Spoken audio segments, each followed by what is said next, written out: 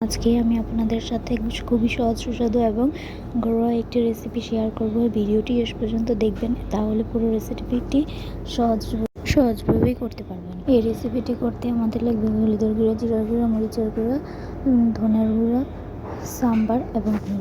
চুলায় একটি কড়াই বসিয়ে তাতে তেল দিয়ে নিচ্ছি। এরপর গুলিয়ে রাখা মশলাগুলি ভালোভাবে কষিয়ে নিচ্ছে। মশলা কষানো হয়ে গেলে তারপর আলুগুলোকে দিয়ে ভালোমতো মিশিয়ে কষিয়ে নেব।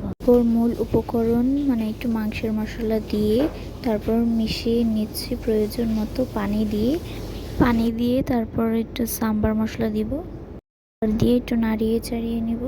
নাড়ানো হয়ে গেলে তো বলক আসা পর্যন্ত অপেক্ষা করব।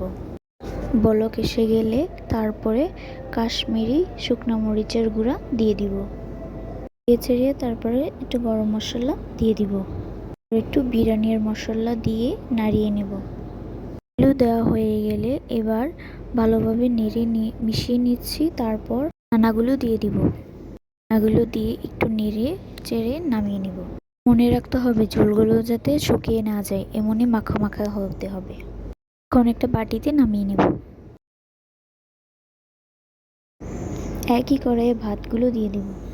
ভাতগুলো দেওয়া হয়ে গেলে এরপরে তরকারিটা দিয়ে দিব। ছানাগুলো এখন দেব না, একটু পরে দিব, যাতে ভেঙে না যায়। তাহলেও একটু ঝোল দিয়ে দিব, দিয়ে নাড়িয়ে চাড়িয়ে নেব। চুলার আঁচ লো টু মিডিয়াম রাখতে হবে যাতে পুড়ে না যায়। তারপরে আস্তে আস্তে ভাতগুলো নাড়িয়ে নেব যাতে নিচে লেগে না যায়।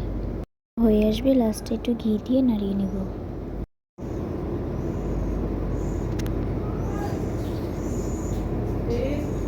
ছানার বিরিয়ানি হয়ে গেছে। এখন আমি থালায় সার্ভ করে নেব।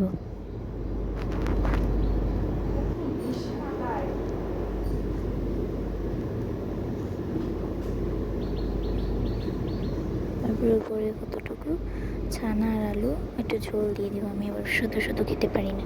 তারপর একটু সালাদ কেটে নেব, শসা, তারপরে সালাদের একটু লেবু আর একটু বিট লবণ দিয়ে সালাদগুলো মেখে নেব। এরপর খাবার পালা। অনেক স্বাদ হয়েছিল খাবারটা, অনেক মজা হয়েছিল। অনেকেই বলতে পারি যে এটা কি কোনো বিরিয়ানি হয়েছে না, এটা কি বিরিয়ানি বলে নাকি, এভাবে বিরিয়ানি করে কেউ। কিন্তু আমরা মাঝে মধ্যে যখন ভাত খেতে মনে না চাই তখন আমরা ভাত দিয়ে এভাবে বানিয়ে খেয়ে ফেলি। ভালো লাগলে সবাই লাইক করবেন, আপনার প্রয়োজনীয় মতামত কমেন্টে জানাবেন। Bye bye.